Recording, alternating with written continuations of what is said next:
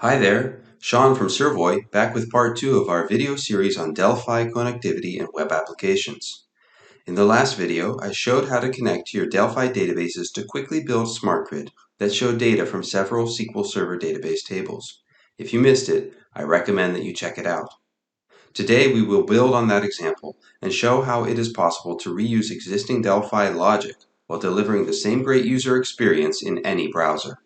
At Servoy, we work with a number of companies that have modernized Delphi apps, and some choose to completely rewrite out of Delphi, while others, if they have the proper setup, can take advantage of their backend and add new applications or modernize old-looking screens while still using their Delphi business logic. One such company is Sentry ERP, who provides a comprehensive suite of products for the manufacturing sector in the Netherlands.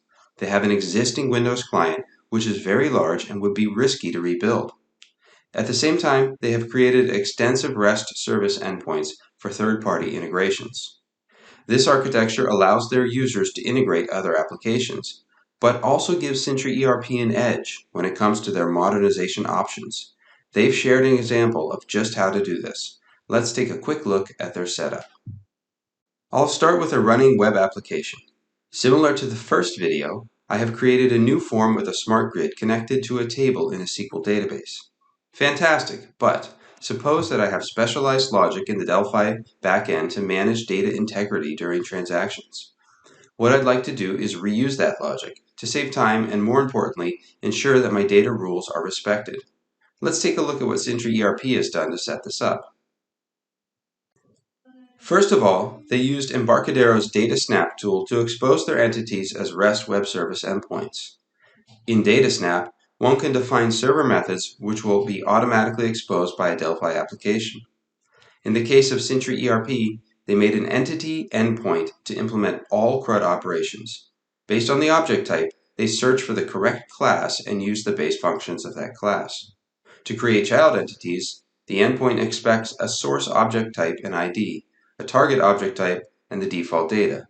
For example, one could invoke this endpoint for a given company to make a new invoice. For more specific functionality, Sentry's team will expose an execution endpoint that finds the correct BLL class by object type and uses RTTI to invoke the method. What's nice is that they reuse the same source code for their Delphi Windows client as in the REST API. Therefore, changes can be implemented in only one place, yet still works consistently across multiple solutions. Moreover, this approach allows Sentry to effectively manage changes over time for all applications. While that's a quick summary of how Sentry ERP set up their Delphi backend to REST enable their existing business logic, let's take a look at how to call it in the front end. In this case, we'll use Servoy's IDE to capture edit events in our grid and send the changes through the Delphi REST endpoint. Here is the visual form editor showing how the grid was built. You can see that there is a Save button at the bottom. When I select it, you can see that the button's action event is handled by a method called onSave. Let's take a look at the code. The method is pretty simple. First, we declare the REST endpoint that will be used. The record ID is the last part of the URL, so the backend will update the correct record. Next, we'll use the HTTP plugin, one of Servoy's many extensions and libraries, to simplify common operations.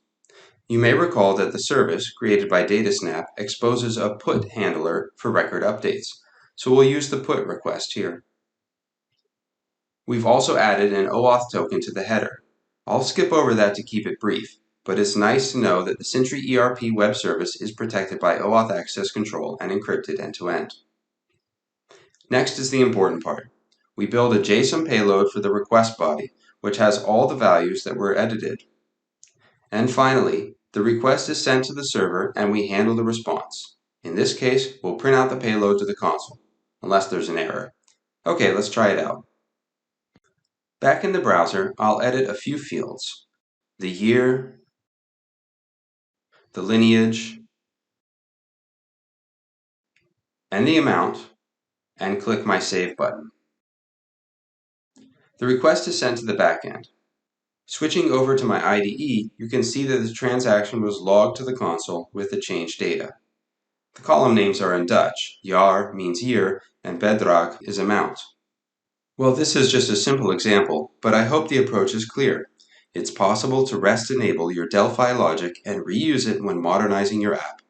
And hey, Servoy is the platform to quickly build and deploy complex business applications for cloud, web, and mobile. Check us out.